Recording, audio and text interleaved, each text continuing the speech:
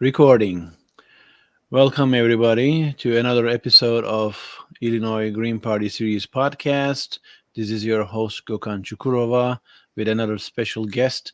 This is actually an extra special guest because with tonight's guest, we made an episode, we recorded one, we had some audio issues, and he was kind enough to come back on one more time. And we tested everything. Looks like we are in good shape. You're in treat. Tonight, I have an old friend of mine, editorial and documentary photographer, former attorney, Nima Taradji. His work has been shown in numerous publications from Wall Street Journal to New York Times to Time Magazine to French and German news. We'll talk all about it. Without further ado, welcome, Nima. How are you? I'm good. Thanks for having me. Thank you Great for to see you coming again. back. Really appreciate you doing this one more time. By the way, I have to mention that it appears that we're doing this again because of my issue, not yours. I So, wasn't gonna say that, but uh, so hey, sorry. we found out, and yeah, appreciate it. How you been I am good. I'm since good. last time we spoke? Yeah, all good. All good. You're still in Chicago. I am. All right. Nima, I want to start with just like me, you have a not very common name like my name. So you are an Iranian American photographer. Mhm. You were born in Iran, correct? Yes. All right. Tell us about how you ended up in United States. Well, I was born in Iran, and that was, and at some point prior to the revolution, my dad, who was a journalist, decided that it would be a good idea to move out of Iran. And one of the reasons why we decided to move out was because they passed a law saying that the export or uh, there was no limit on anyone taking any money out of the country. And my dad was thinking that, well, this is a very weird policy that would not be able to last because no sovereign country would just say take whatever money you want anywhere you want out of the country. That just doesn't make sense. Mm-hmm. So they passed, Shaw passed a law that you can take whatever money out, So he could take whatever he wanted to take and out. his cohorts and his friends. Mm-hmm.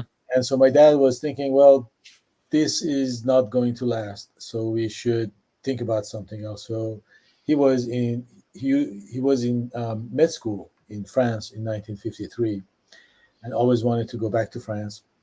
And his story is that in 1953 he was in France in med school, and it was the revolution that happened in 1953. And he decided to leave med school and go back to Iran to do revolution. And that's the revolution we know that the was failed as a result of the U.S. and English Involvement. involvement. And so after the revolution, he stayed. So now, when this happened, he said, "Well, we just go live in France." And so we moved to France at the time. I was It was like early 70s, and then we just lived in France. And then at some point, um, since my aunt was living in Texas, we decided to that I should just move. So when I was 18, I moved to the United States, went to school, graduated, went to LA, was photographer for a while, then went to Chicago, went to law school. Then, as they say, you can take the monkey out of school, out of jungle, but you can't take the jungle out of the monkey.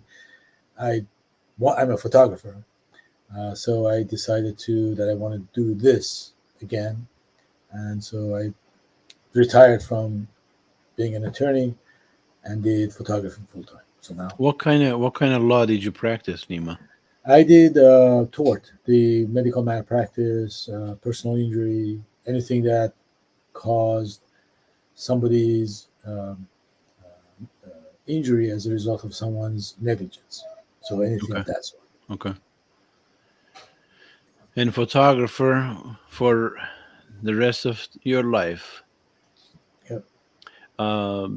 I remember in 2016 when the Dakota Access Pipeline was in the news. Right.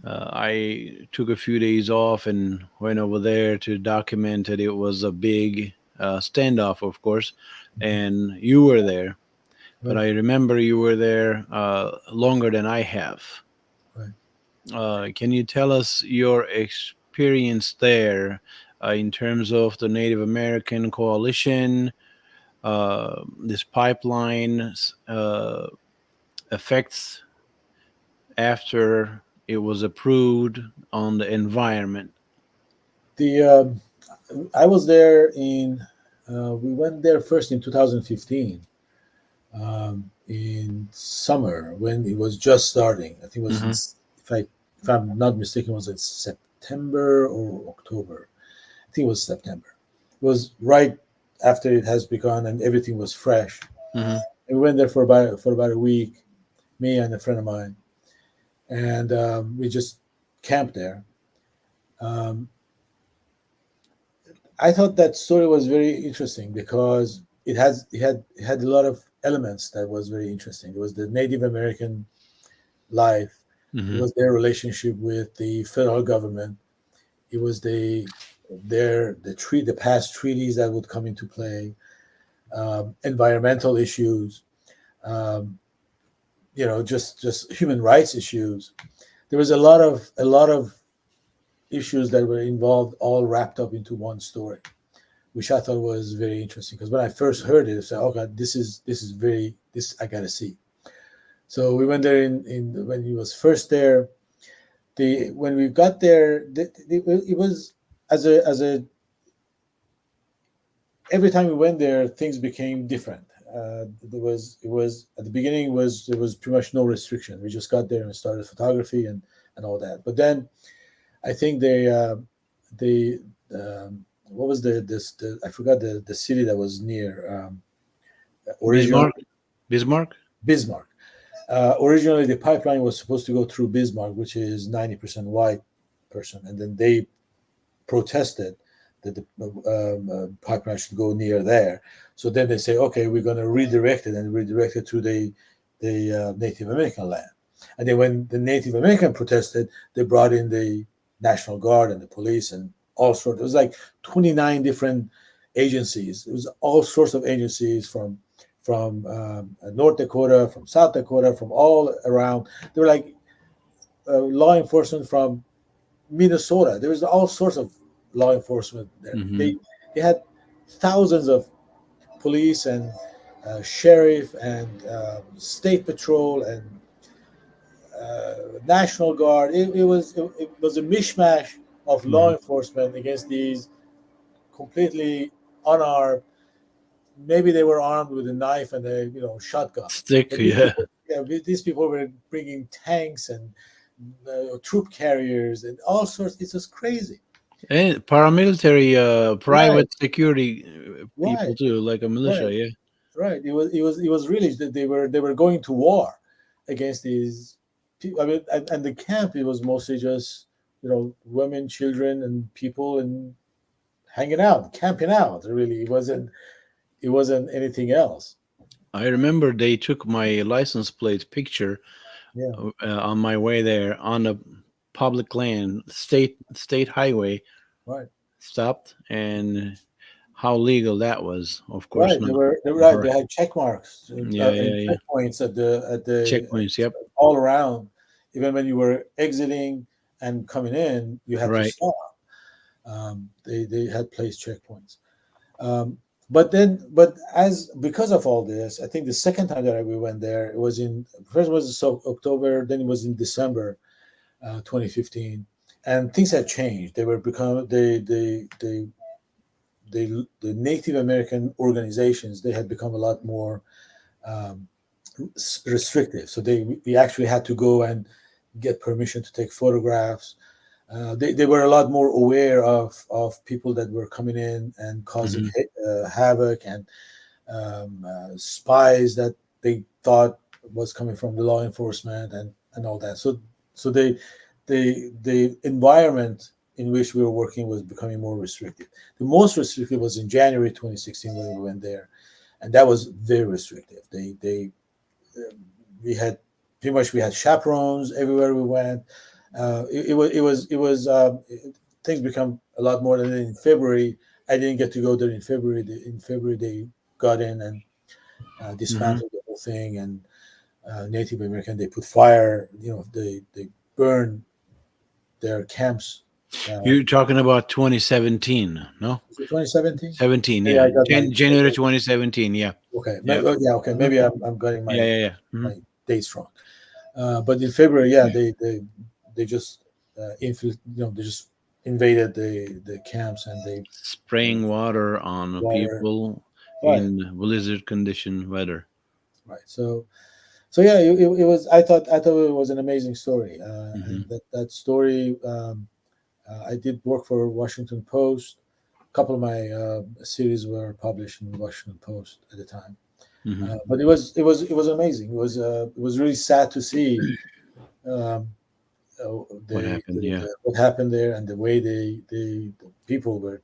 Treated. I don't, Yeah. even it doesn't matter whether they're Native Americans. The fact that they were treated the way they treated was just very Hmm. unfortunate, very Hmm. sad, and regrettable. All that for nothing because ultimately they had to abandon. They closed off um, those pipelines. They leaked, and the project was closed off. So all Right, that right. all that was ultimately for nothing. I remember then presidential nominee from Green Party, Dr. Jill Stein, did some graffiti over there. I was there. I was there when she came in. Right, right. And that was shown as very unpresidential, very militant, and whatever. Right, Uh, every way they try to uh, mock her and whatnot, right, versus protecting the land and the indigenous rights and the environment. If you remember, they were saying these pipelines are high tech now. They are not like the old pipelines. They right. have sensors. They're not going to leak and all jazz. Probably leaked at more than a dozen times since Right. they built it. That's right. That's right. I mean, I it's like mean, it's leaking drinking all the water, time. exactly. Right. Not just the indigenous people over there, regular population, regular meaning like a general population, benefits from that drinking water. So Right. I want to, speaking of your photography and socially cautious photography, the documentaries you do, tell me about your photography series of the transgender person. You brought a lot of attention to that topic, which is bleeding wound, not just in the United States, all around the world. Suicide rates are incredibly high, um, but it's some of your photos from that series is still haunting, and I highly recommend everyone to check out your website. Tell me how you ended up getting into that series and what happened to that person later on. Dahlia was. I was looking for. When I was doing photography, I was also doing taking environmental photography, and I was working on a portfolio with models. And I was on a website where models advertise their availability, and I was Mhm. looking for to hire a model to do photography. And I came upon her profile, and I read the profile, and at the end, she explicitly said, it's like just full disclosure, I'm a transgender female, and that kind of like a light went on. I'm saying, that could be an interesting Mhm. story, and it's I'm interested in stories from the underdog, people whose stories You aren't. froze. Oh. Is it still frozen? Now you froze.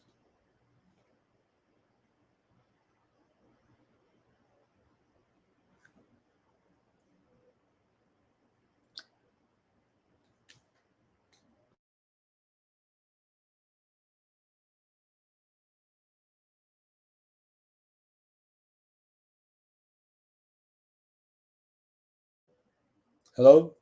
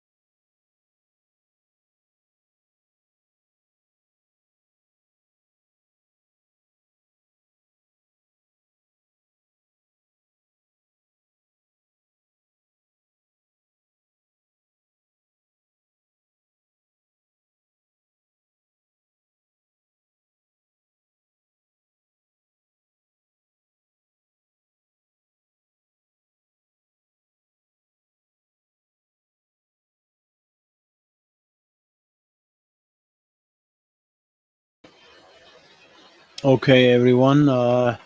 Last a few minutes, we had some issues with the StreamYard studio. So even though we show recording, we lost connection. We lost our guest. He should be here any moment. Thank you for being patient. I think he is back. Nima, welcome back for the third time. All right. Okay, where were we? We were talking about Dahlia. Dahlia. So I was looking for a model on this website, and I came upon her profile story about a transgender person, and so I contacted her, and we met, and I told her, what I was trying to do, um, under what terms we could work together, and what we wanted to show. They, when you're working with in a story like this, there's a lot of trust that goes on between the photographer and the person you working with, because they're kind of letting you inside their world, Hmm. and it's an amazing privilege that they allow you. Not even your friends ever give you that sort of access to witness their Right, life. So right. that's even a step they further than being friends. And so we talked, and we say, okay, we're going to do this, and I think I worked with her for about 6 months. There are some criteria that was agreed on. One of them was that you know I she allows me into her home, and so she's in control of everything. So I would go there, take photos, and she could, at any point, she could say, "Don't take pictures," and I would not take pictures. No questions asked, simply because she just didn't want to. Okay. But the understanding was that once I take a picture, once that picture is in my camera, that photograph is mine, and that if she hasn't said, "Don't take a photograph," don't take the photo, and the photo is there and it's mine, then it's fair game. I can do Hmm. whatever Hmm. whatever I want with it. Even with that understanding, what ended up happening is that after we worked together, and I was culling down my photographs, I showed her all the final photographs, and she went through them all.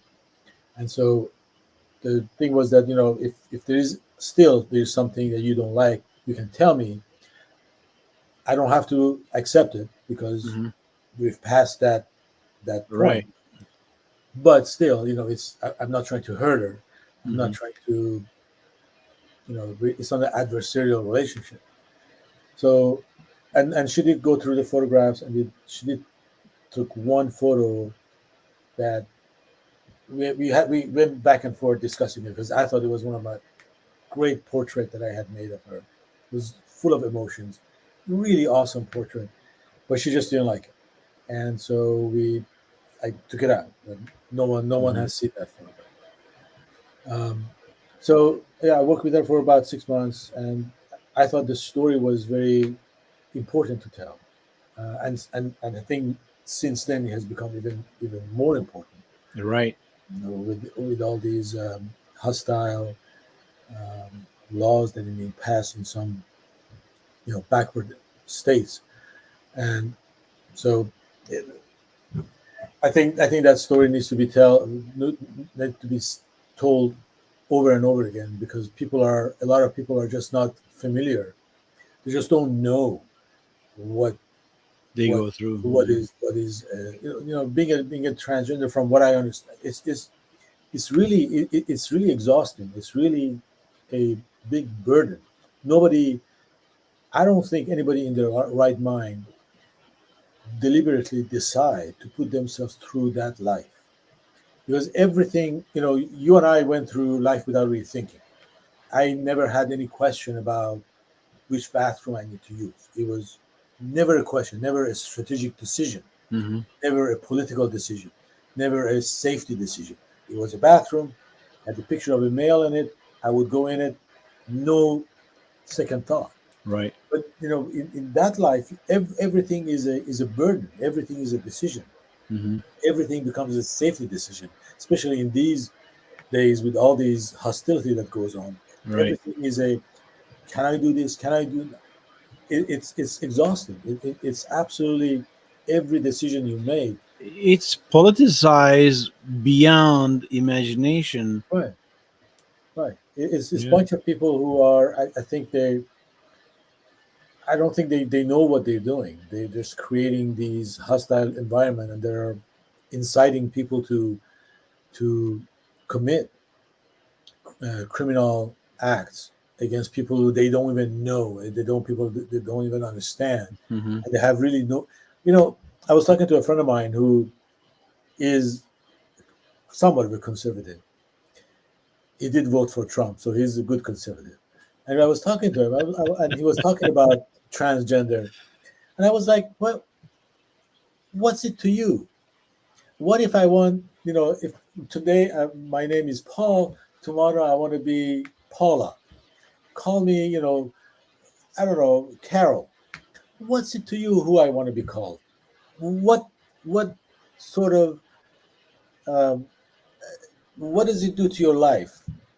Yeah, What does but it if do? you're using the female bathroom and then my daughter is going in there, what if you're a psychopath Well, I mean, or do you do know, right now psychopaths aren't allowed to go in the wrong bathroom. right, right. They have to pass a law against Yeah, the transgender people back pedophile. then. Yeah, right. I mean, pedophilia is already against the law.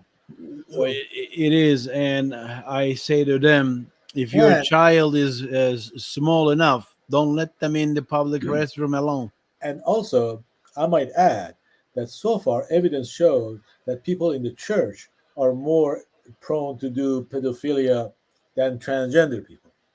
Now, I Catholic don't know where they Church, get these ideas. especially. Yeah, So, because there's a huge amount of lawsuits that have gone on, there's a right. lot of guilty pleas. There's a lot of Money priests and monies that have been, monies funneled that have been in. Yeah, given, priests that have been thrown out. So, don't come and tell me about transgender if you're not, Anyways, that right. But you know, you did. I'm gonna put your website on one more time because it's really worth seeing. thank you. Great work all around, but especially, I told you this years ago that shaving picture that is so dramatic, so powerful. It tells so much in one frame. Right, It pains me to see some people going through this just because other people right, don't want them to live the way they are. right, Not just they want to be, they are. They are who they are. right, right. Right, There's no control over that. The right. same, the same process that made me have the feelings that I have, Hmm. the same process make some other people have a different feelings. Right, And this is nothing new. Back in 19, I mean, I have it on my website. Dr. Kingsley made that discovery that there's a sexuality. The identity is a spectrum. It's not right, binary, and right, everybody falls somewhere along that spectrum. It's like right, I call it a dimmer switch. It's not an on-off switch. It's a right. dimmer switch, and so Exactly.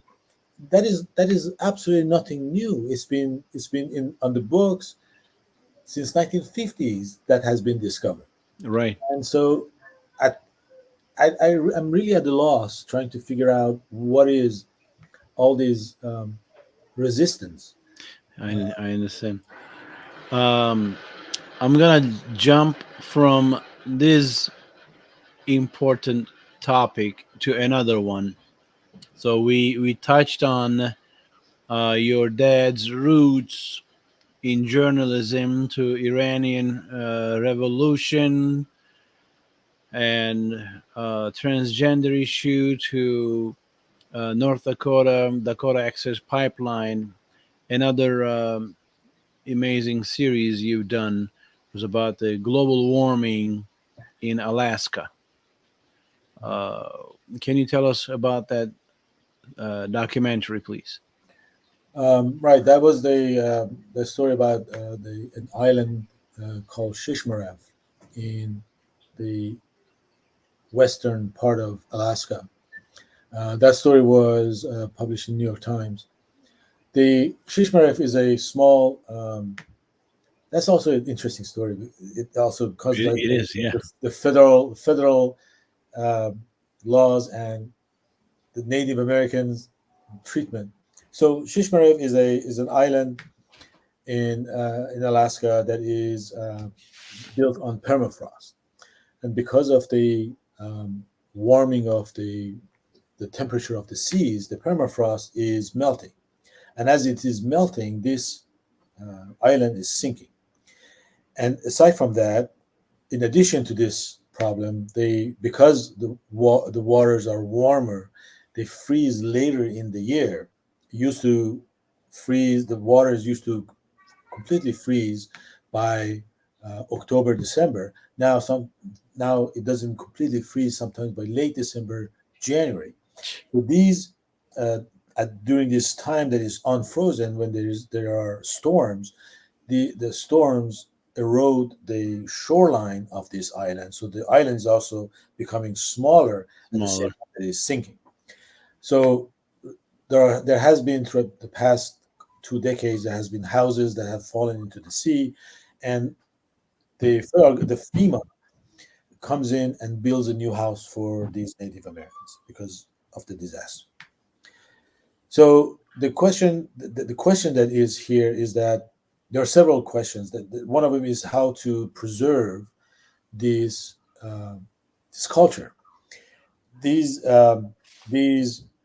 Inupiaq Native Alaskan Native Americans, they have been here for many years, and they because they've been isolated in this area, the only way to get to it during the winter is by airplane.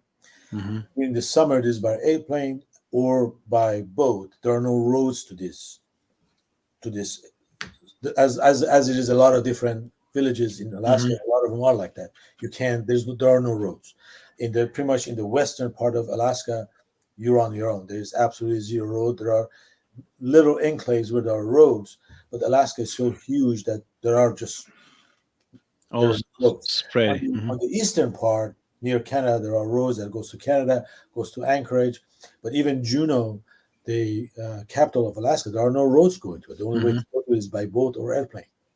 So the only place to get they're so isolated that they have their own language, they have their own dances, their own culture.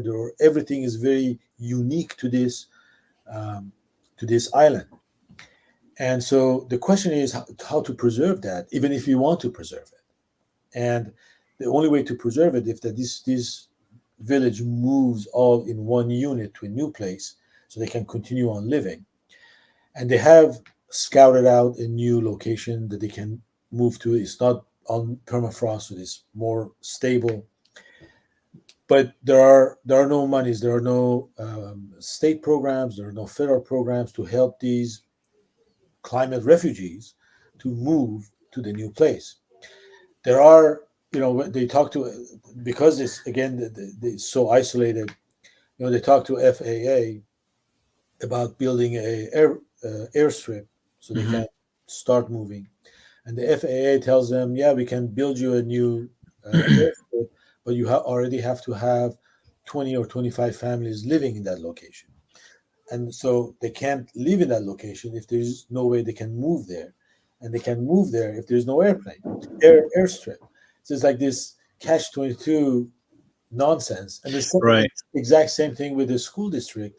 School district said, well, we're going to build you a new school if you move there, but you already have to have families living there. Yeah, man. Yeah, if you don't live there, it's like if there is a will, there is a way. If there is no will, there is no way. Right. There's just simply no programs. And Right. so these people have, I think last I checked, if my numbers are correct, So they needed about $10 million to move, and $10 million to you and not you and I may appear a lot of money, but to a government, I it's don't know you, but it's a it's pocket change for me, Nima. well. Glad to hear that. Maybe we can be more friends. I wish. But But what is it it's like? not that One much. half of 1% of what we send in to Ukraine, maybe It, not it's even that. it's a fraction. Yeah, It's a fraction of it. But right. so there is no program, and so they're just stuck there. And every year, the island is getting tighter and lower. And the stupidity is that FEMA is really willing to spend money to build a new house that has destroyed because of this Hmm. whole event. So just put a new house a little bit further. But why is there's no preventive measures? It's just Right. making okay. Well, they get a new house, but the new house just gonna how many years gonna last? It's not a priority. That's what it Right. is. It's just weird. And so and the interesting thing about this is that this whole situation would not have existed. I was talking to this elder in the village, and he was telling, and what we all know, that he was saying that when the white man came, they made everything that we had illegal. Our language was the language of the devil. Our dances were everything was devil. We had to Hmm. become Christians, and they put a church there, and everybody had to convert to Christianity and learn English and the ways of the Western world. And so they had to remain uh, set in the same place because Hmm. before these Inupiaq, they're nomads. They would come to Shishmaref and stay there for a while. They go to other places and they seasonally change and move around. Hmm. But because of the laws that they had to go to school and all that, they had to remain in one village, and so they had to stay put. So So they now, were, say, put by force. right, they had to stay put in this area, and now Because, this area is sinking, and there's nobody's helping them to move. So it's really ironic. It's like right. constantly being victimized by these colonial laws and the colonial forces that has um, affected these native Alaskans' lives, which Hmm. is it's another story that has all the interesting ingredients. Yeah. Yeah. My personal opinion, I said this before in other podcasts too. I think, yes, there is always hope, of course, but in reality, I think we missed a train on the climate change, global warming. We're so close to the place that there's no return, Right. and I don't see United States, Germany, Western industrial countries, and India and China changing overnight. They really need to take action immediately. I don't see that happening. So now with three kids, I am certain that the world they're gonna live in will be different. To say the least. Yeah, for sure. Speaking of world affairs, before I get your opinion on the latest events in Gaza and Israel, recently it was the first anniversary of the uh, death of the young Iranian uh, woman Right. in police custody. Right. And you being an Iranian American, your roots there, I don't know if you have any family or friends left, but what's your take of the situation there in terms of the protests and where is this going? Well, I have a difficult time because I'm in conflict with a lot of the folks in the U.S. or in the Western world who are, in my view, pretending to want Iran to progress. They I see a lot of protests in Los Angeles, in France. Actually, I was watching a video today that they are advocating for the return of the Shah, now his son, who somewhere in the who is moving around somewhere in the United States, back to Iran. Now, the new and improved Shah is talking about democracy, as if the old and non-improved Shah did not talk about democracy. Everybody's talked about democracy, but we all know what Shah did.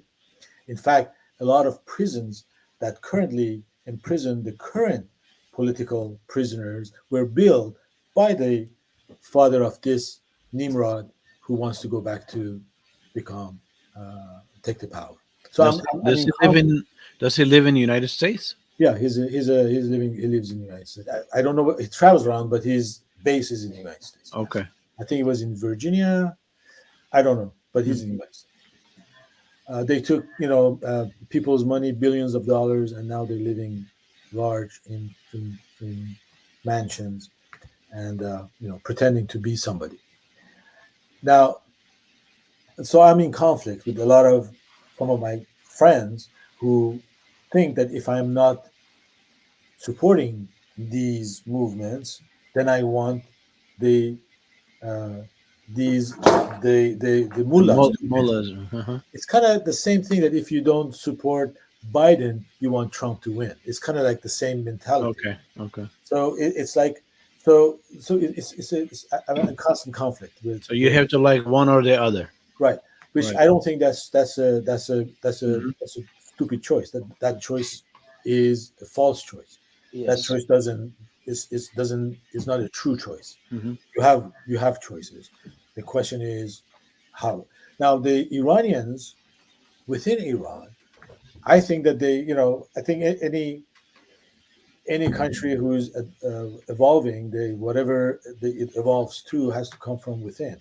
So Right. I'm looking for the Iranians in Iran to come up with uh, solutions for their own progress, and I Right. think they are. I think that I'm so amazed by the courage and the strength of these 15-year-old, 16-year-old Iranians, you know boys, girls who are literally defying these rules to the detriment of very serious bodily harm and even death. Right. And I'm just amazed at their courage, and I'm so hopeful that I think that if these morons, pardon me, in the US allow them, the Iranians will find their way. But unfortunately, these folks, they don't want, they just want to have the power. They don't want democracy. They Right. don't want, they just want to see the mullahs to go, and so they can go and do the same thing, but just have the power. The only But grievance is that they're not in power. correct me if I'm wrong. Didn't Shah come into power after U.S. and British backed coup in Iran, Yes. and then he turned into a dictator? But He was uh, always a dictator, and that's why they chose him. yeah, friendly to Western Right, powers, he was a dictator. right, So we just want our guy over there, right. just because. So in a sense, if the mullahs were friendly to United States and British interests, nobody would complain, just like the Saudi Arabia. Exactly. Oh, absolutely. Yeah. And you know the the mullahs really want to be friendly with the United States, with some caveats, I would imagine. But they ultimately, at this point in time, they like to be, they like to enter into in a treaty with the U.S. and have sanctions lifted and all that. Hmm. But unfortunately, I don't know whether that will happen. It would be it's like a double-edged sword because I believe that if the sanctions are lifted and the Iran is open to the world, the mullahs will not last long. I think they will fall. I think the sanctions actually help the hardliners. Hmm. They're helping them stay in power. It doesn't achieve what Hmm. what these folks thinks that Kind they of, kind of feeds the anti-Western sentiment, right? right. I mean, and show me where sanctions have been successful. Has it been in Cuba? Has it Never. been in Venezuela? The only time that has sanctions may have been successful was in Libya, and the Libya is not the blueprint that any of these other countries want to follow, Right, because as soon right, as he gave up, right. the country went to pits. So Interesting enough, you know, of course, there's no way to not to condemn what happened in Israel last week, last weekend. But interestingly, we're all talking about human rights, but we haven't been talking about human rights last 50 years when Palestinians were shot, killed by dozens. I mean, it is by the international law they are under occupation, an illegal occupation, right. The and resolution that says yeah, settlements are illegal, occupation is illegal. yeah, International law says occupation is an act of war, and when you're under act of war, a armed resistance is within legal. Um, it's legal under international law to engage in arms resistance. So I don't know why people are surprised by war when people it's are at war. it's interesting. Um, of course, any civilian, any country, any background, any religion, or whatever, I can't, you know, approve of. Right. But it's like you they created this problem on their own. And I remember years ago watching the son of the Hamas leader on CNN live, sitting, not connecting from another country or another place, sitting next to the CNN host. And he admitted that he worked for Mossad, the Israeli Secret Service. Wow. And he defended his actions by saying he would text message Mossad where the wanted person was, and then that way they could pinpoint and then take him out instead of bombing a whole neighborhood or whatever. So he was saying I was saving lives. Okay, great. Maybe too hot of a topic, but it's I can't seem to believe that Netanyahu knew nothing about this coming. So if you follow the money or follow who's gonna benefit from this grand assault, it's I've heard that interesting. It's I've heard that interesting. argument made, because You know, if from I'm not a war strategist, but yeah, from it's just from hard to the believe. Yeah. from the scale of the attack, it seemed it's hardly it's one of two things. Are either the Israeli intelligence is just a bunch of nincompoop who pretend to be these elite group, Hmm.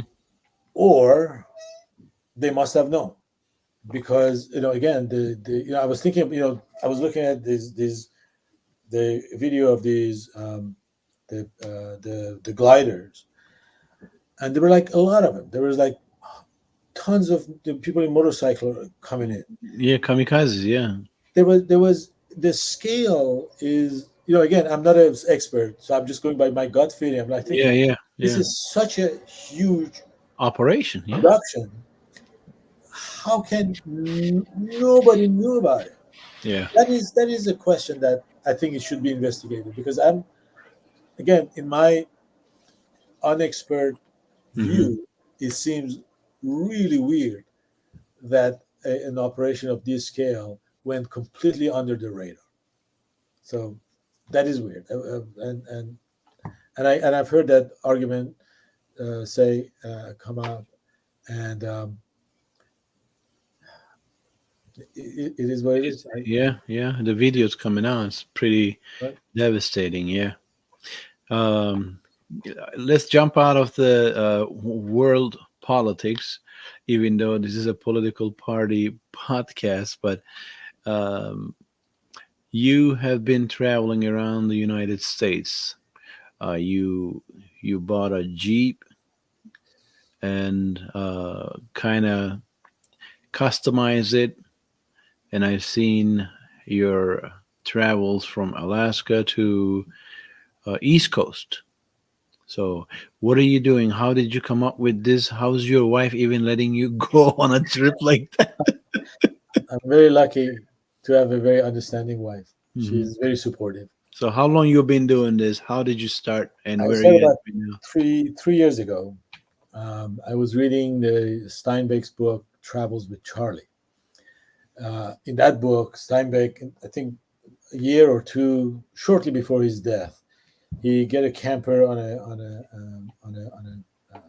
a truck and goes around the U.S. And Hmm. one of the things he says in that book is that he was talking about. I'm paraphrasing. He says, I've been in New York, I've been in Chicago, I've been in San Francisco, but New York is not America as Paris is not France or London is not England. There's a huge array of different shades that comprise this country. Right. And then he continues saying that, well, after realizing that, I understood that I don't know my country. And so he set out to travel to kind of learn what his country is about, going through all the small towns. So that kind of gave me an idea to do the same because I've been all the big cities in the United States, but I really never been. I went to school in a small city, but I was just arriving and I didn't know what, and I couldn't get out. I couldn't get out fast enough. But Hmm. now that I have matured, hopefully, now that I wanted to travel and kind of experience what is this country and what is between these big cities, all the small towns. So I started from Chicago. First year went to L.A., uh, followed the border from the south to Florida, went back up. Last year I went to Alaska, went all around Alaska, and this year I went from North Carolina, Outer Banks, to Oregon. All of these from back roads. When I make Yeah, my I was gonna say. itinerary, is like none of it is highway. At most is a 2-lane highways, but mostly just back roads, farm roads, um, dirt roads, anything that is just connects small places to small places. And I just experience what how minimally because Hmm. we don't really experience unless we live quite a while in one place, but see at least how people live, where they live, and all that. So I mean, it's very interesting. How long do you? Sorry, go ahead. And each travel lasts about 4 months. Last year was 5 months. This year 4 months. Um, and I get to meet a lot of people along the way, talk to them from all sorts of backgrounds. I've talked to people, waving the Confederate flag, to people differently, and the the one thing that I learned is that pretty much everybody is the differences that appears on social media or on TV. These differences in real life, there's not much. People are very close, and you can actually talk there, with some exceptions, to people who are completely opposite spectrum in your political views. You Hmm. still can talk to them. In fact, I have a good friend that I travel with. I mentioned him, he's a Trump supporter, and we couldn't be further, you know, away from each other. But we travel together and we have talks and we discuss, and Hmm. we, there is really.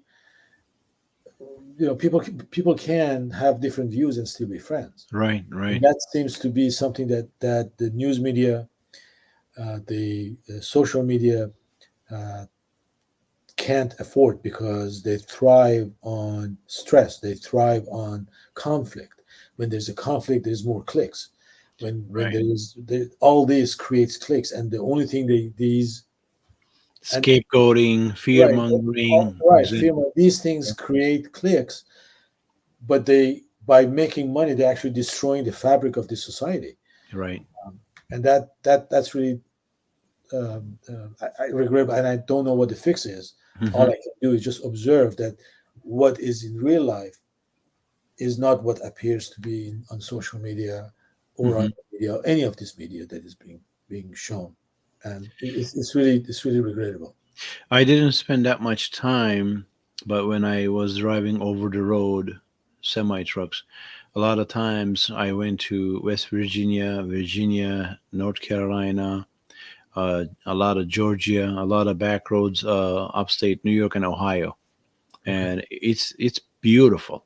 It's Right. beautiful, and of course, when you have a 53-foot trailer and driving a truck that has a refrigerator, wardrobe, big TV, double bunks, and whatever, it's a huge truck.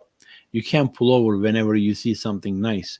Yeah. Um, And but you're on the clock, so you. right, right, right, right.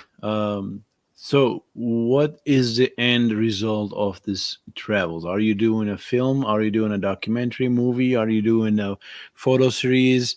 Like I, before we start recording, you know Scott Strazzante, Mhm. Right. yeah, and I'm assuming you might have this book, Oh yeah, The common grounds. Yeah, Common yeah. Ground. Yeah, I mean, Mhm. such a powerful work. I'm gonna hold it instead of typing it. People should definitely check this out. This is a photographer who spent decades working for Chicago Tribune and moved to San Francisco, still doing journalism over there.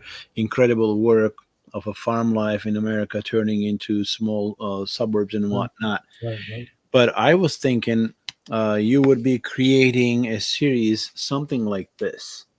This is one of my favorite books in the entire library I have, my personal library, Right, right, right. Small Town America. Are you doing something like this? Come on, you can't tell me. I don't know. No, no, You, really. you and me, nobody else is watching right now. No, no. When I set out to do this, it was purely for personal experience, Hmm. and a lot of times I actually didn't take pictures because I wanted to experience. The problem, with setting out with the photography is that you become a witness. Right. I didn't want to be a witness. I want to be a participant, and it's really hard to be a photographer Hmm. and be a participant at the same time. So It's it's the most important thing you said tonight. I don't want to be a witness. I want to be a participant. right, It's a very powerful statement. right, and a lot of times, photographers, we want to be, the fly on the wall, so we get to be on the sideline and just observe what goes on, which then prevents you from experiencing the moment in fully as everybody else is Hmm. experiencing. So it's like you kind of have to choose. It's really hard to do both. Hmm. It's so I went with the experience. So, and I did some take pictures. I took a lot of pictures. I Hmm. don't know what, and I did a lot of videos.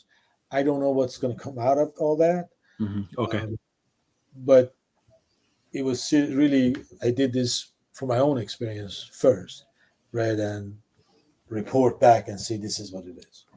I gotta tell you, since you said as photographers we are the fly on the wall, I'm gonna share a super funny story about being a fly on the wall. I was driving over the road 2016, 2017, 2015 when Chuy Garcia was running against Rahm Emanuel for Mhm. Chicago mayor. I was the I campaign voted for him. photographer. You voted for him? Mhm. I'll let him know. Thank you. I got it from, yeah, I got it from, yeah. Long story short, we become personal friends. When I was over the road heading down to Tennessee from Chicago, they call me. They're like, Bernie Sanders is coming. There will be an important meeting, and can you photograph this private event? Very small event. Okay. So I pick up the phone, call my dispatcher. I'm like, as soon as I arrive in Tennessee, get me a load back to Chicago ASAP. So I go back just for one day. Get home, literally in one day. Get home, grab my camera bag, head downtown Chicago. And I am the fly in the wall, right? In a private meeting. I won't name who was there and whatnot, but Bernie Sanders, Chewy, and a handful of important people from Chicago politics, progressive Chicago politics. And as I'm taking a picture from the other end of the room, so I'm not too close to anybody, not disturbing anybody with my 70 to 200, Mhm. I noticed a vase with a flower gets in my way. All right. So it's blocking somebody's face, somebody important. And that's not going to turn out good. So slowly I go. Chuy Garcia was sitting next to Bernie Sanders. I just politely, with the experience as a bartender and waiter many decades ago, without disturbing anybody, I move the vase. Bernie Sanders turns at me. I guess I did a great job staying away. He thought I was one of the staff over there. He says, "Can I have one more coffee, please?"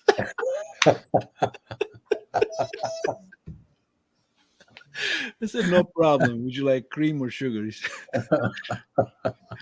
So It's too I funny. went over there, grabbed the coffee it served, put the pot back, and then continue shooting pictures. That is a funny story. Yeah, I'm telling you. That's Uh, where can people see your travels with the Jeep? Onward, what? I've put some videos up to the this year's video. I'm gonna work on them later, but onward 4x4, which is onward 4x4 on Mhm. YouTube, and On YouTube? Okay, they can see all the videos so far. At least they're like the video blogs. They're really not anything elaborate. There we go. there we go. Onward, did I spell it right? You did All right. onward 4x4. Yeah. Okay. Okay. I want to touch on one more thing. I see we've been here for a while. Probably, if it was a Friday night and with some old fashioned, we could probably stay a little longer. True. Your Argo Collective. You are a part of a photography collective, and one of the reasons I still have an Instagram account because I don't produce much anymore, hardly anything with three kids and a full time job and whatnot. I follow certain inspirational photographers just to feed my curiosity, Sure. and because I probably have told you that I got rid of most of my I wedding know that was such a, photography gear. oh, yeah. You told me that, and such So a sad news.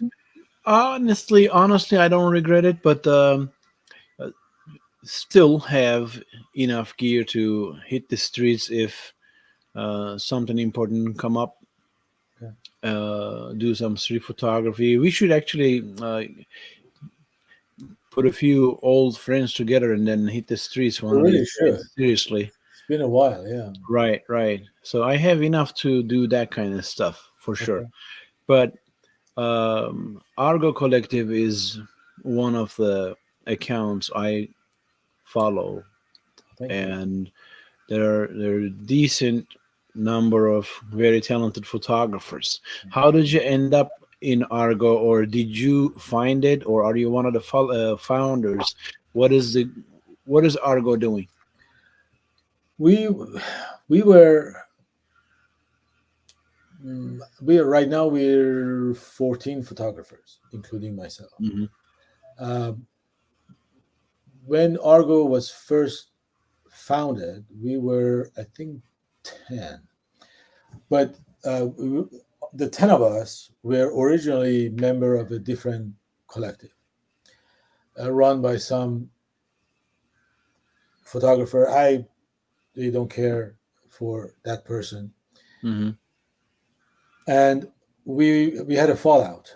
It was a control issue. One of these, old school white photographers who think they know everything and everything they do is, there has to be their way or no way. And so we had I particularly had a big running with him, and we went back and forth, and uh, he couldn't handle it, so he kind of kicked us out of the Instagram. And when he kicked us out of the Instagram, we kind of all decided, this is stupid. It's Very not working. unprofessional, yeah. Yeah, this guy is a joke. We quit. And so one by one, everybody quit except two who remained with him. Hmm. But when we all quit, we said, "Look, wait a minute, we are, you know, all of these photographers are way better than me. There are professional photographers working constantly for major newspapers and doing, huge commercial work." And I'm like, well, wait a minute, we really should just stay together because we all like each other. So you We guys got along well. Yeah, we really like each other. We like our work. We really enjoyed interacting with each other. And said, well, why let this go to waste? Because because of this idiot who doesn't know what he's doing. Why losing this connection? So we say, okay, let's get together and let's just create our own collective. And so we created our own collective. We named it Argo. We had a discussion about different names. Hmm. Then we voted. Everything is democratic, and so we voted on Argo, and Argo was created. And now we have 14. We added uh, three more photographers, um, which again, really talented photographers. Everybody is like, I'm like, I don't know, maybe they will kick me out because everybody is just amazing photographers. I look at everybody's work and just like one after the other, awesome, awesome, talented, working, dedicated photographers. And then at the same time, aside from being such a good photographer, they're just like good people.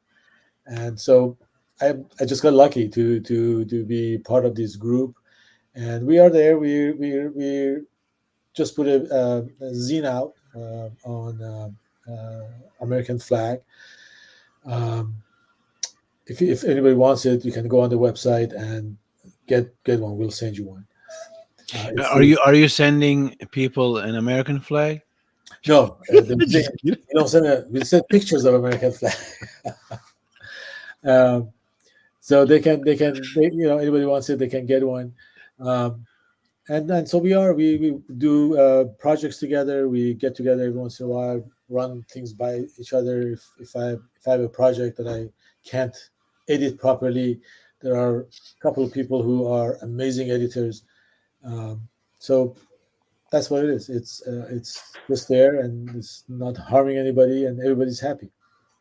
Anybody from that collective in Detroit covering the UAW strike right now? No, they went. Evan Cobb was in Toledo, covering the uh, the strike, and I was going to go to the suburb of Chicago, but I didn't have a vehicle. My Jeep was being serviced, so I couldn't do anything. But Okay. they're still there. I might still do that. Naperville, I think there's But yeah, Naperville. Yeah. right, right, right. So I was recently elected as the DuPage County political director for the Green Party. Oh wow. Okay. Congrats. And thank you. And that puts a little bit more weight on my shoulders. Uh, you know how labor is important to me. Um, Labor is building everything. Everything Everything exactly, we have is because of labor. Yeah.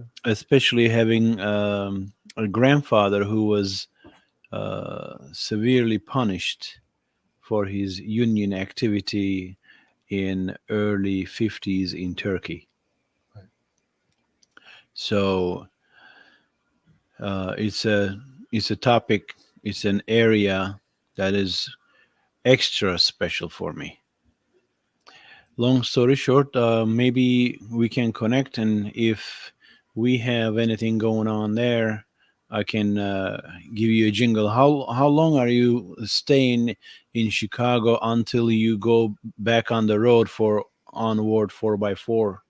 I'm probably going to be here till summer, so pretty much the next few months I'm around. Okay, okay, okay.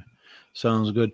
Um, Last time we spoke, I know I wasn't gonna say last time, but technical difficulties happen anywhere. You mentioned that you were going to renew your attorney license to help out the immigration applicants, the especially immigrants coming from the southern border. One fact I found interesting that uh, to me, this is my personal view. No human is illegal, and I think all immigrants or refugees should be treated with the same uh, respect.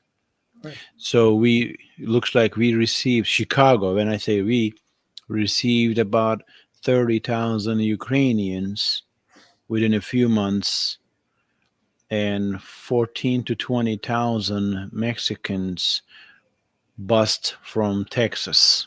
Hmm.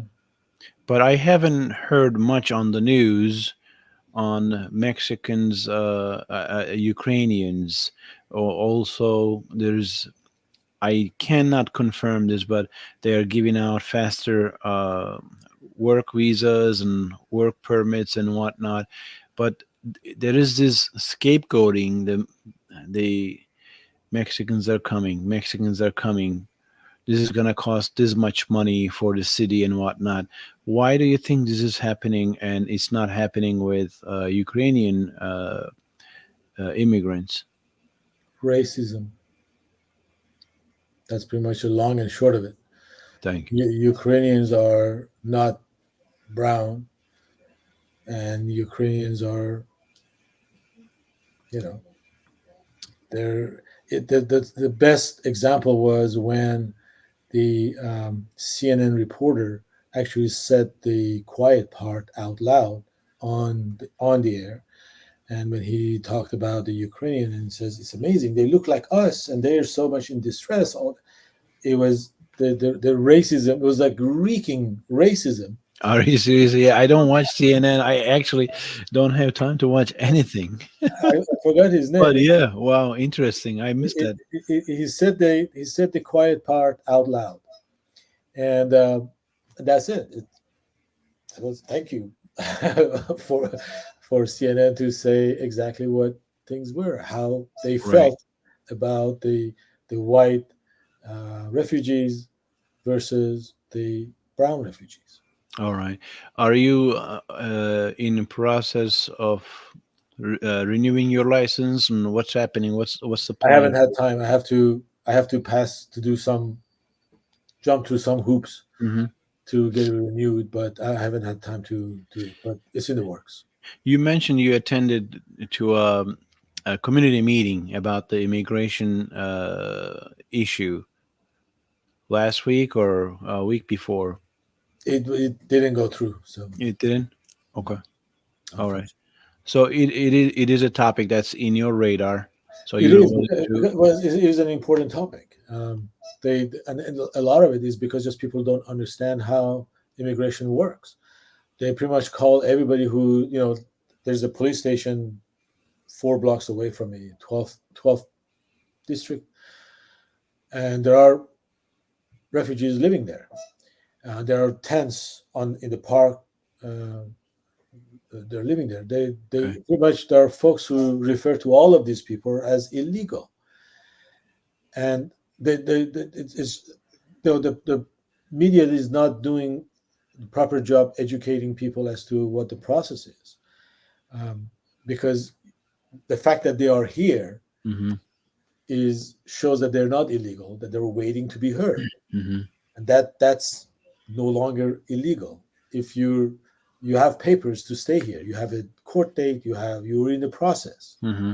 so it's not even illegal. You're just waiting for your papers, Right. and a lot of people just don't understand how immigration works and what is the hoops that they're going through, and Right. from the time that and again, it's just like illogical stuff. They're talking about all these um, people coming across the border and they're bringing fentanyl, and they're crossing the border and they're finding a border patrol turn himself in. I hardly think a guy who's transporting fentanyl would cross the border with all this difficulty and then go find a border patrol and turn himself in with Yeah, all the fentanyl. That doesn't make sense. that's You know, crazy. some of these mythical things that the right wing is creating, it just doesn't even pass logic test. Even if they, spend 15 seconds think about what it is they're talking about. Yeah, So it's not even. Yeah, it it's doesn't make any sense. no, it's just absolutely. Uh, there's no word for it. It's demagoguery. I'm sure the cartel has other ways to pass Yeah, that at through. the very Yeah. least, the cartel, if they cross the border with fentanyl, they're not going to turn themselves into the Right. border Right. Right. patrol. Right. They're going to do Uh, their deed and go back. Let me tell you a quick memory.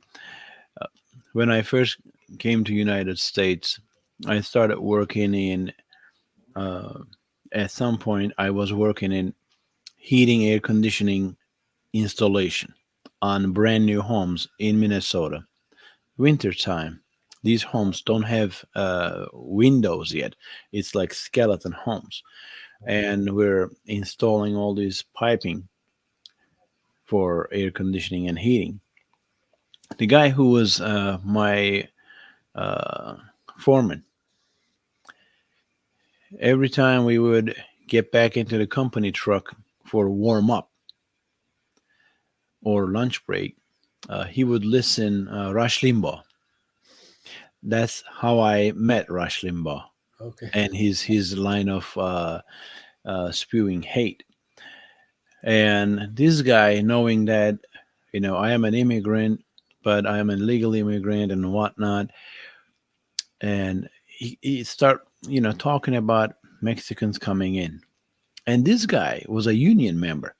All right. And back then, we're talking about 20 plus years, and this guy is making about $32 an hour with full benefits. And I said, listen, if you do what you do right now in Canada and earn 350 US per hour, what would you do? But you don't have work permit. He's like, I would find my way there.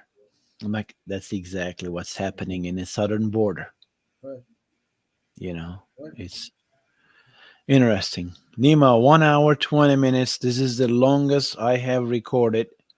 Um, is there anything you would like to add? Is there anything that we we should touch on? No, we touched on a lot of things. A lot of Pretty, things, right? yeah, yeah. I totally agree. Photography, global warming, world affairs. Solve every issue. All right, Nima, I really appreciate you coming Uh, on, Pleasure's especially mine. after the audio issue on the first recording. Thank you so much. Good luck. Thank you Stay in touch. We should definitely do a little photo walk sometime next a few months, maybe. for sure. All right, Okay, and say hi to Erin from me and Carolina. Thank okay. you so much. Thank you. Everybody, this is it for today. Um, we had a great talk with Nima Taraji, and Definitely check out his website and every other website I linked here. This is Illinois Green Party Series podcast and your host Gokhan Cukurova. Until next time, thank you.